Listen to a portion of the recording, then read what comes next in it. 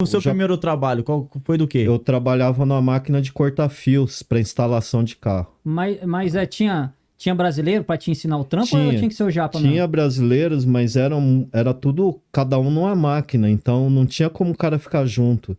Só que naquela época ninguém ia pro Japão, vinha pra cá sem saber falar, na verdade. A gente foi meio que... Naquela época, na verdade, não podia nem vir sem descendência. Pra mim, vir deu trabalho. Meu pai e minha mãe são japoneses. Mas como eu era nascido no Brasil e não fui inscrito no registro deles, então eu era brasileiro. Eu era segunda geração, mas era brasileiro. Então, mesmo pra mim, demorou 2 anos pra mim conseguir legalizar a papelada. Eu tentei 2 anos antes, em 88. Aí, quando eu cheguei nessa fábrica, ainda o japonês ele foi levando todo mundo nas máquinas e todo mundo sabia japonês. Então ele falava, a pessoa ficava. Só que quando chegou minha vez, ele já tinha falado pra mim ficar, eu não entendi nada. E aí ele começou a olhar pra mim, o que será que ele tá olhando feio pra mim? É porque ele já tinha mandado eu ficar atrás. Ele falou, acho que esse cara não entende. Aí ele me levou pra um brasileiro lá. Então eu fui o único que tava sendo ensinado. Só que eu fiquei um dia só com o japonês. Depois eu fiquei com o brasileiro, aliás. Depois fiquei só com o japonês. Aí lá naquela fábrica, era bem no interior mesmo, em Shizuoka, ali no meio das montanhas. Inclusive, até contar algo, assim, quando a gente estava indo para lá, a gente ficou com medo. Rolava umas histórias na época de pessoa que era mandada para lavoura, assim, trabalhar que nem escravo, né? Aí meu pai falou, ó, quando chegar lá a gente foge, que acho que a gente foi enganado. Caraca, Olha a situação, achou que ia ser escravo aqui no Japão? É doido. Aí a gente chegou lá... Mas seus pais... Veio você e quem? Seus pais vieram? Eu, meu pai e minha irmã. Ah. Aí meu pai, ele falou, a gente foge. Chegou lá, só que a gente chegou lá, e eles levaram uma brasileira, inclusive era a minha sogra. Minha futura sogra, na época eu nem conhecia minha esposa. Aí a minha futura sogra que veio falou, não, tem a fábrica, não precisa ficar com medo, não. Aí a minha esposa, inclusive, depois eu falo, eu e a minha esposa foi o primeiro casal de brasileiro a casar naquela cidade. É mesmo? É. Caramba, A gente ficou conhecido naquela cidade, porque depois de nós veio um monte de brasileiro de outros lugares para casar lá. Que a gente que foi os primeiros brasileiros a casar. Rapaz, você foi um dos que desbravou o Japão, então, velho. Isso. Você foi o entrevistado mais velho de Japão, acho, Até né? agora. Que o Paulinho falou que tinha 29 anos de Japão, né? 20 e pouco, é. Você é 31. Tá contando umas histórias muito loucas aí, ô Vandinho. Eu fiquei impressionado. Os caras queriam fugir, então. Aquela época lá, o feijão nosso é aquele feijão japonês. O feijão doce? A gente fazia salgada. Nossa. Igual faz o feijão do Brasil. Não tinha mercado brasileiro, velho, naquela época. Hoje em dia tá fácil demais pra entrar em contato era só carta, né? A gente, pra ligar pro Brasil, a gente tinha que viajar pra uma outra cidade, andar 17, 20 quilômetros. Olha. Aí tinha um telefone público lá e tinha uma fila de brasileiros. Naquela época, a gente encontrava um brasileiro, era festa. Hoje em dia encontra, não quer nem conversar, né? Os brasileiros desviam de você. Será que ele que muda, né, velho? É assim mesmo, mano. Ô Edilson, mas rapaz, aquela época o bagulho era doido então, né, velho? Caraca, acho que eu não dava conta, não.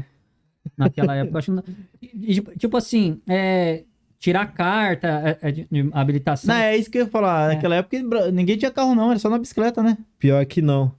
Pior que eu cheguei lá, os brasileiros que tinha lá já tinha carro. Ué? E eu ficava babando, que igual você fala, né? A gente chega aqui, pra nós, até aqueles carros que tinha retrovisor lá na frente era coisa de outro mundo, né? A gente ficava babando. Aí a maioria ainda era aqueles retrovisor lá na frente, assim. E naquela época era mais fácil.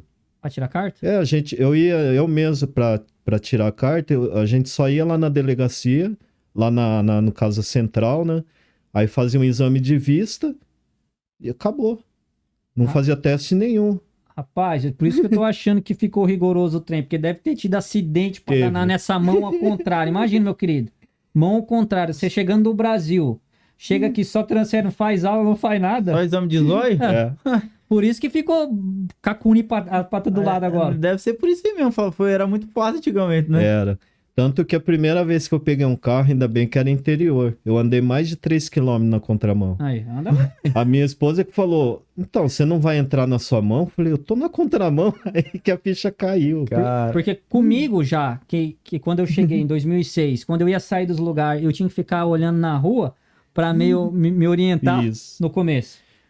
Você não era assim, eu não? quase entrei uma vez errado só. Eu fui virar assim, tá ligado? Ah. E de noite, eu viajando na maionese, eu virei, eu fui lá na... Era só uma rua pra ir pra lá, só que Sim. 3 que vinha. É. Eu, vral! Aí eu me toquei os carros de frente, só que o sinal, ainda bem que o sinal tava fechado. Eu dei a rezona e... A única vez que eu errei. A Rafa, pra subir ali na 23 uma vez, ia subir e pra voltar depois. Quase que se lascou, tipo. Até acostumar, é embaçado, né? Mas sabe que é o pior? Eu senti mais a adaptação a hora que quando eu fui pro Brasil passear uma vez. Pra andar lá E aí eu fica ruim. acostumei tanto aqui É que eu não verdade. conseguia mais andar no Brasil. Tem essas É, eu negócios também, também, eu né? também sofri. Né? Eu achava que o trânsito é. Uma que eu acostumei lá, mas não sei porque o trânsito pra mim ficou doido. Parece que todo mundo tava correndo mais. Aí também a hora de entrar nas ruas eu não sabia onde que era pra mim entrar, se ali era contramão, se ali não era. Eu tinha Fica que ficar desorientado, né? No Brasil eu sofri mais. Mas é isso aí, nesse primeiro trampo que você ficou quanto tempo mexendo com esses fios aí? Eu fiquei lá 2 anos. Aí naquela época, na verdade, como eu não sabia muito japonês, então a gente cai naquela bobeira de ir atrás. Até ali a gente não sabia que existia diferença de salários aqui. Então quando apareceu gente nova e começou a falar, a gente foi querer buscar coisas melhores. Aí que a gente começou a dar cabeçada.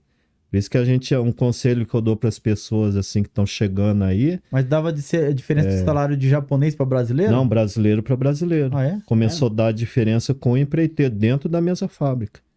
Mesmo serviço, só Mesmo que um ganhava mais que o outro. Isso. Um ganhando mais que o outro. Por quê?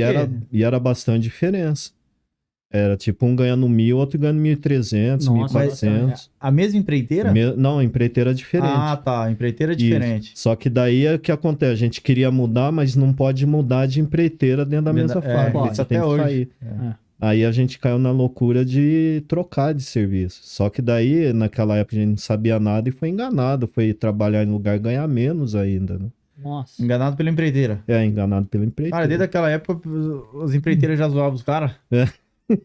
Não Aí dá pra é- generalizar, Não, né? tem É. as boas, Tem mas tem empreiteira umas boa. doadas também, né? Só que tem uns cabos assim, velho. Então, mas a gente fez uma trajetória bem doida, né? Porque a gente foi pra Gotemba pra trabalhar numa fábrica e por fim lá a empreiteira falou que não era lá, a gente ia ser mandado pra outro lugar, a gente foi lá pra Fukushima. Eu nem sabia onde eu tava, a gente tava lá quase no norte do Japão, né? Aí lá naquele lugar lá que a gente trabalhamos lá acho que uns 3 meses, só que eu não aguentava o frio. Naquele ano lá em Fukushima, a temperatura chegou a menos 14 graus. E neve, dessa altura. Ou não? E falaram pra gente andar na calçada, a neve pra cima da cabeça. A trilha assim, passando um muro de neve. É nada. Aí falaram pra gente, aqui não neva muito, né? Aqui mais 5 centímetros. Aí quando eu vi assim, mais de 1 metro, falei, onde que é os 5 centímetros? E pra né? sair de casa com o carro? Não saía. Todo A dia gente tinha que tava sem cavucar. pneu de neve, sem corrente, sem nada. Aí a gente só andava a pé e pra fábrica ia de ônibus, né? Com ônibus E o ônibus sempre ia que nem um doido e dava uns cavalos de pau com a gente lá dentro do ônibus, Mas- em cima da neve. Ô, mano. Mas aquela época pra guardar dinheiro era mais fácil, não era não? Era bem mais Porque- fácil porque você não tinha onde ir pra gastar. Ah, não tinha onde ir pra gastar, não Isso. era obrigatório Chacai Roquem, não Não tinha tinha nada limite disso. de hora extra, Não né? tinha. Eu mesmo, a primeira fábrica, eu O fazia imposto era mais 16 barato. horas de jornada. 16? Você Era trabalhava jornada 16 de horas por dia? 16 horas por dia. Essa é da fábrica do fio? A fábrica Então do dava fio. quantas horas? Dava 8 horas extra? 8 horas extra. É, aí vira. Caraca, aí maluco, vira, hã? aí Aí- Eu não ganha. aguento trabalhar 8 horas Aí extra por ganha- dia não, tio. aí- Mas era dinheiro. todo dia. Meio que obrigatório ainda. Ué, você ia trabalhar 8 horas, voltava que hora então? Meia-noite? Por aí. Aí,